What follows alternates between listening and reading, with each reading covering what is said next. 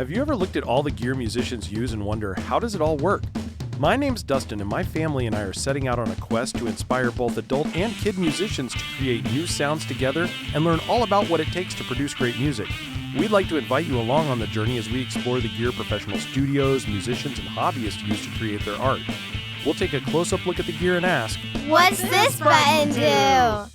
Hello and welcome to this week's episode of What's This Button Do? I'm your host Dustin, and today I'm so excited because I get to unveil a brand new pedal from EarthQuaker devices here on the channel, and it is one that is near and dear to my heart. Now, you guys know how much I love the EarthQuaker Avalanche Run. I've talked about it a bazillion times on the show. It is still one of my desert island pedals that I cannot live without, and it has some of the craziest, wildest sounding reverbs and delays you've ever heard in it.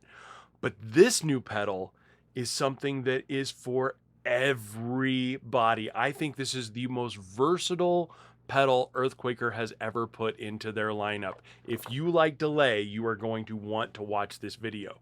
You see, what EarthQuaker's done is created a new pedal called the Silos. And the Silos is a small form factor pedal that they have crammed an amazing analog delay, an amazing digital delay, and then an insanely good tape delay, all into one enclosure, simple controls, easy recall of presets, and it's even got expression control. The question is, how does it sound?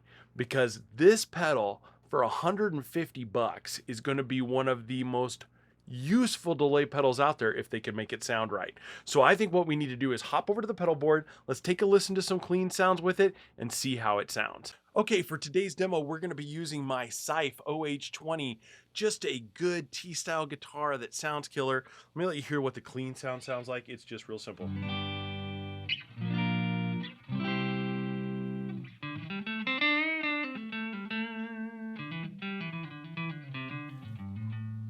Beautiful.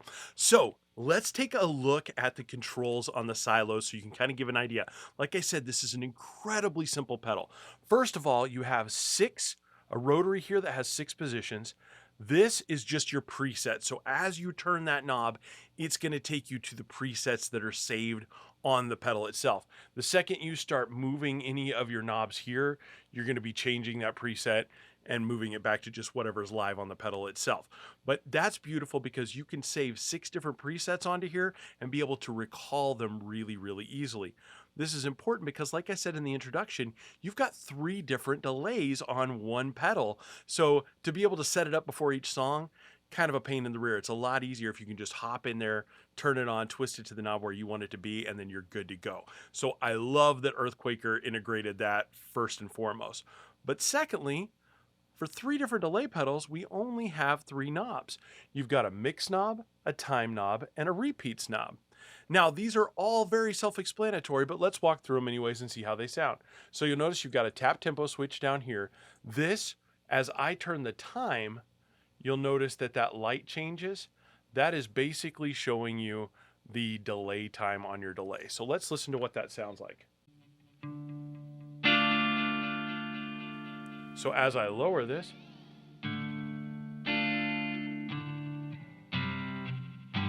you hear it gets into slapbacky territory, and we have it all the way down. Now, you'll notice you're still hearing a lot of little echoes, kind of like almost like a spring reverb going on. That's because we have the repeats up. If we take our repeats down so that it's just like a few repeats,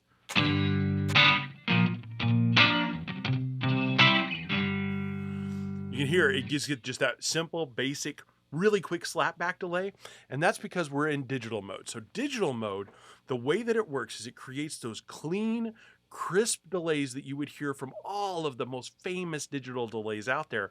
Digital delays are typically not very dark, they're really bright, and they're really just kind of a true echo of whatever sound you play. As you bring the time up on the pedal, you'll hear a little more delay.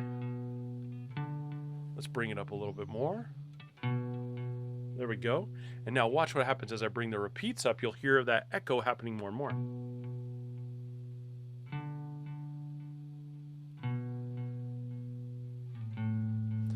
And you hear it's really clean. It's a really, really carbon copy kind of version.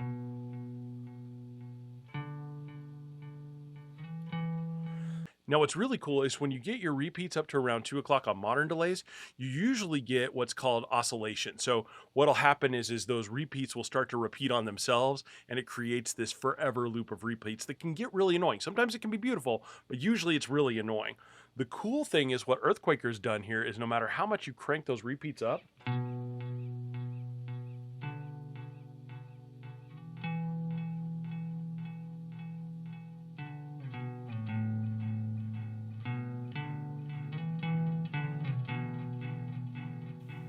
see how it never goes into that crazy oscillation? And eventually this is going to die down and disappear. Where on a lot of modern delays, that does not happen. It would just keep going indefinitely. Now, what's really cool too is the third control is the mix knob. The mix knob allows you to blend in how much of that delay that we have in the signal path itself. You'll notice right now it's down pretty low. I've got it like around 9, 10 o'clock. So let's do that same thing. We're going to bring the repeats back a little bit, and then I'm going to bring my mix up to about 50%.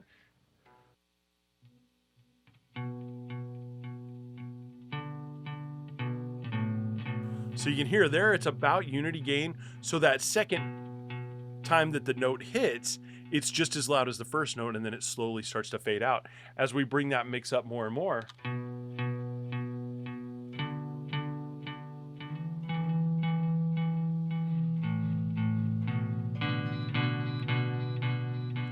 you can get some really cool sounds in there because you're getting that echo to be just as loud as the actual playing itself. So these are just clean, crisp, clear. It's just a really fun sounding delay. Let's mess around with it a little bit. Let's turn the mix down just a little bit, turn the repeats up a little, and just see where we go.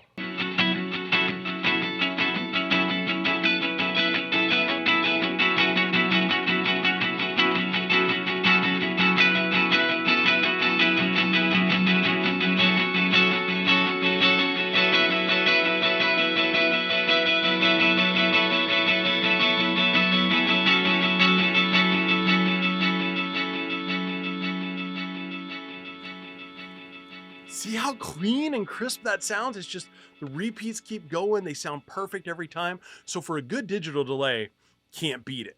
Now, let's flip over to the analog delay sound because this is a great comparison of digital versus analog. I'm going to leave the settings exactly where I had them, and let's see what's changed now.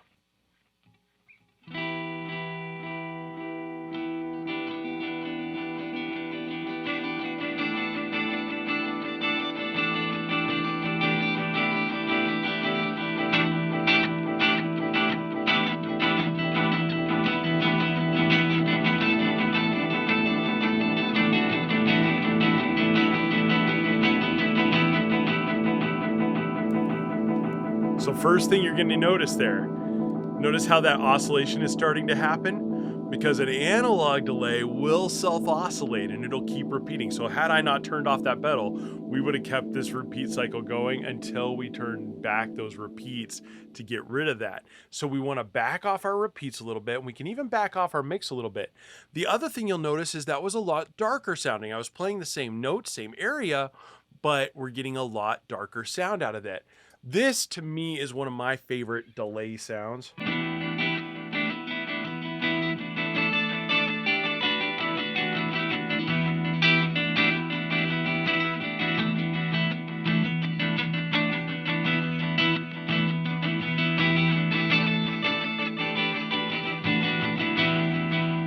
I love the deepness, the richness, the depth in that.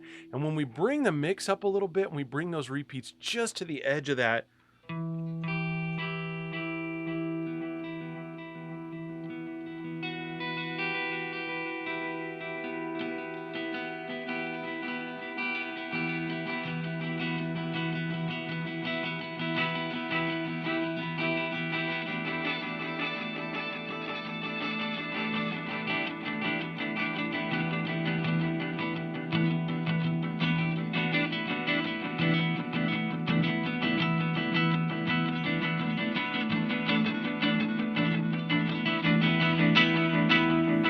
just get, there's something about that. It just feels more emotional. It feels more raw.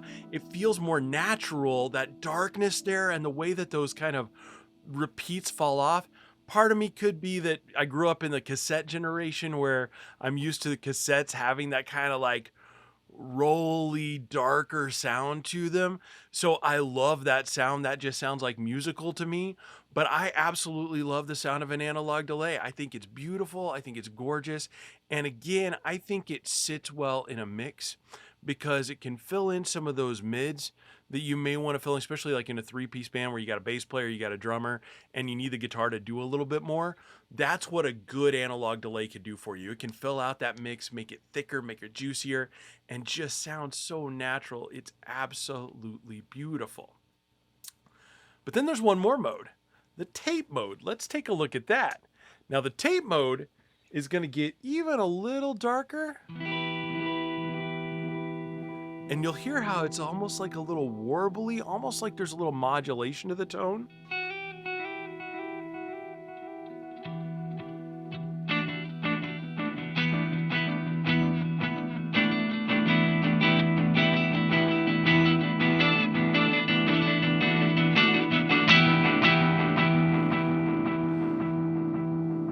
Did you hear that? Did you hear when I hit really hard with my strings, you heard a little distortion? Let me do it again.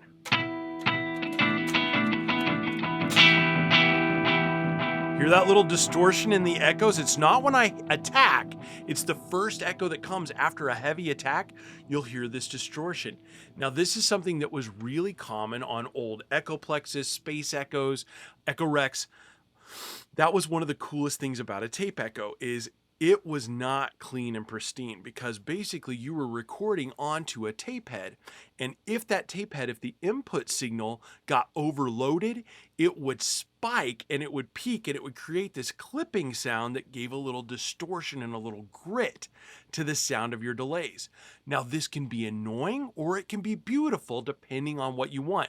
If you're looking for this clean, beautiful sound that's a perfect echo of what you're playing, no, go back to the digital side. Use the pedal for that. But if you want that gritty, dirtier sound, man, there is just nothing cooler than that.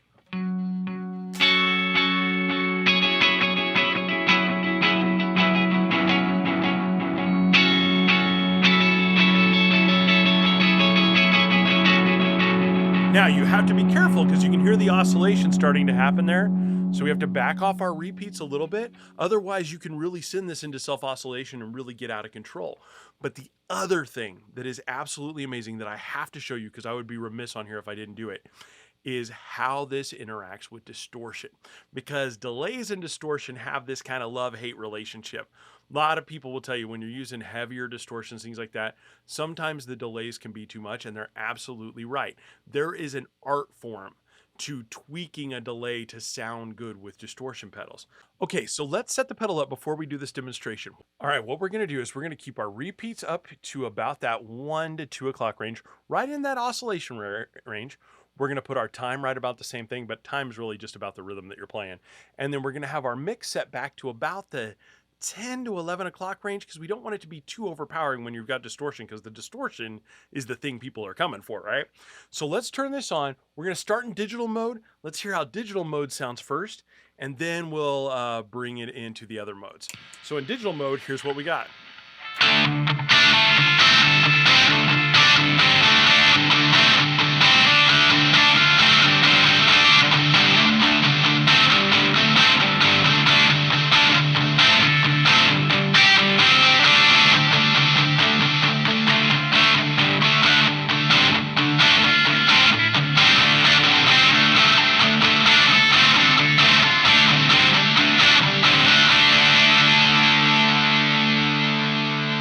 Bad. Let's hear how it sounds in the analog mode.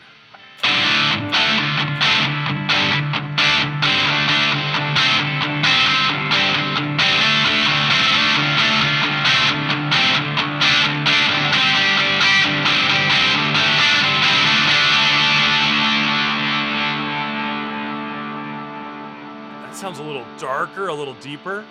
Now let's try tape mode. Instantly, did you hear that little difference there?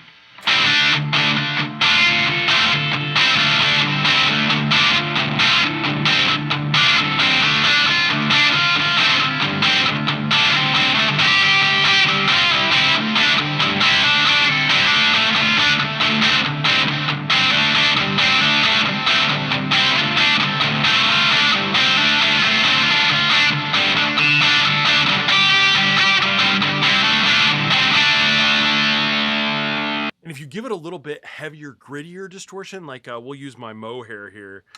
This thing is just gnarly. Listen to how good this sounds with it.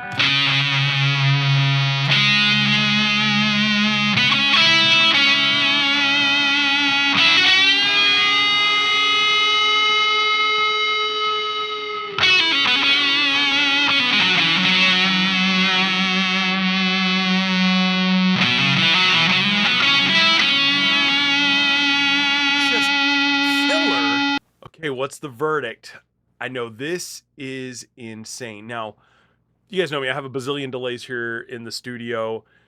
Do I need this? Probably not, because I have a bazillion other delays and a lot of them will do this. However, there is a reason that I am buying this, and that is anytime I leave the studio, if I'm going on the road and I just have a small pedal board where I need to be able to play a bazillion different things and I need a good delay for the road, this is it. This can do it all. I can do digital delays, I can do my analog delays, and more importantly, the way that distortion interacts with that tape delay, that is just so sweet, so killer.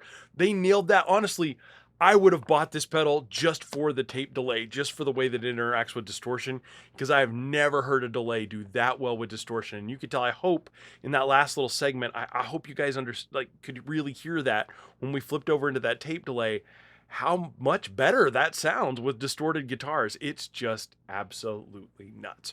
So if you have any questions, please drop them down below. I know this is a brand new release, so there's probably going to be a ton of questions here. Let me know. I'm back in the studio now, so I'm going to be posting some stuff on this over on our Instagram at What's This Button Do Dustin. Please go over there, give us a like, but more importantly, comment down below if you want to see me use this in combination with another pedal or make a different sound or try something out. Just drop me a little line and I'll go hop over to Instagram and drop it on there so you can check it out, and I'll shoot you a link to it. So please comment down below any questions you have. Well, as always, I want to thank my friends over at Palen Music for having me out and for helping me to get my hands on this a little early to show you a good demo. I'm so excited to see how people use this, and I can't wait to hear your feedback on it.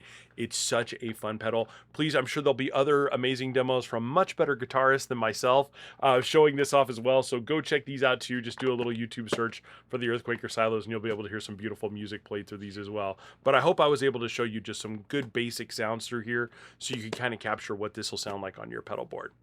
Well, thank you so much for coming out today. I look forward to seeing you next week. Take care and have a wonderful week.